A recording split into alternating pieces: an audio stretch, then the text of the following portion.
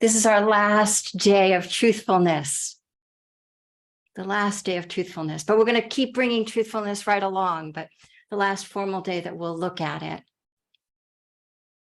So today I'd like to look at truthfulness in the light of the Four Noble Truths.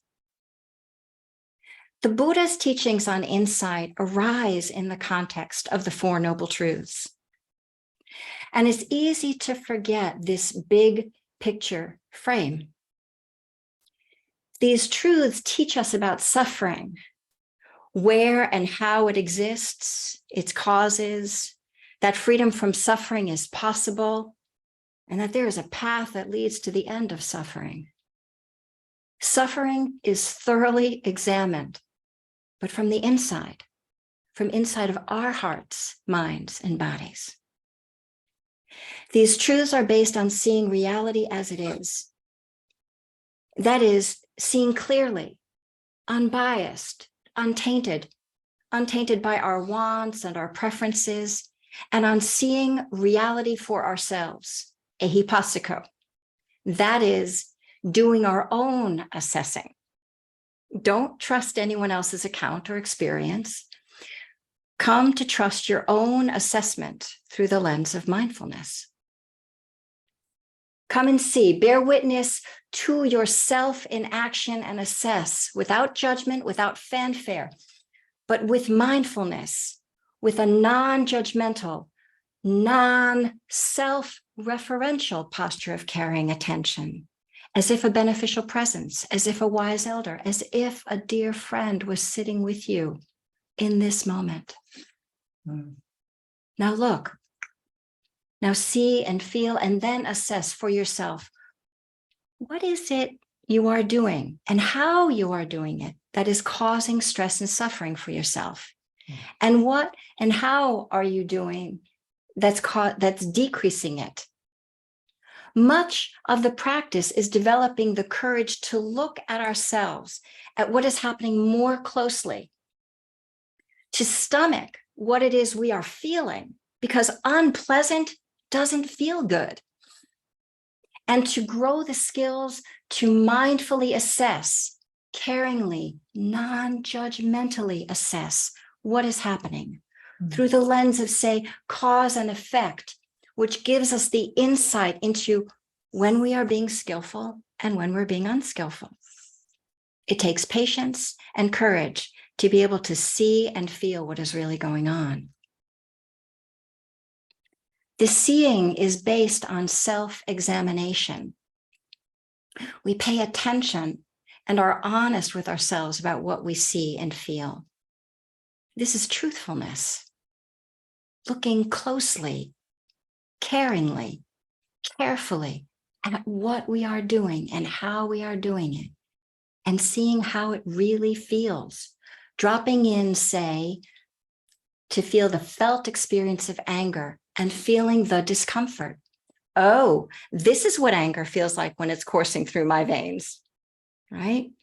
This is how we learn to see the stress of anger, to see the stress that anger causes us. This is how we learn to put down the hot poker, by feeling the ouch, by feeling the burn. Who wants to feel that? Who wants to feel that kind of energy running through their veins?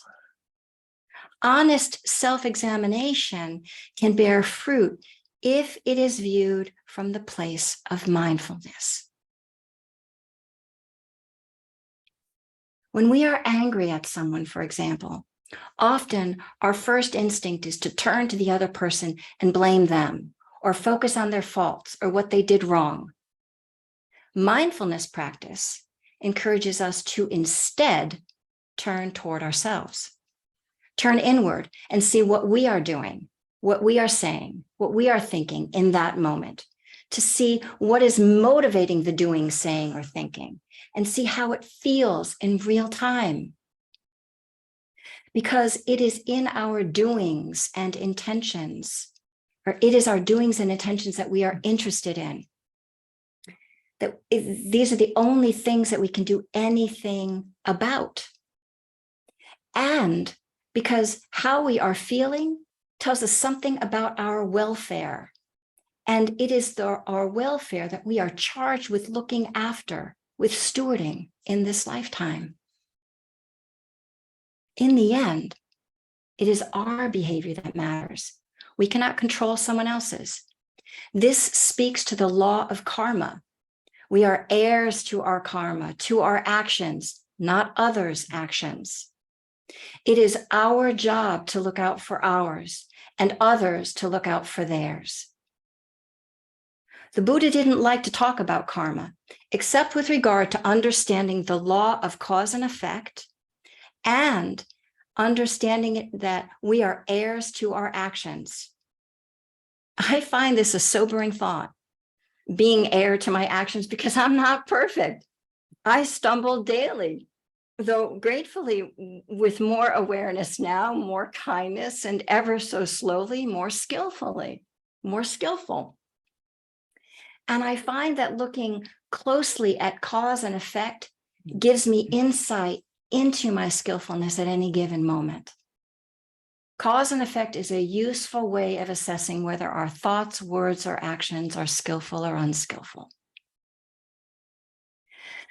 But in order to assess, we have to be willing to look and be honest with ourselves about what we find. This is truthfulness in action.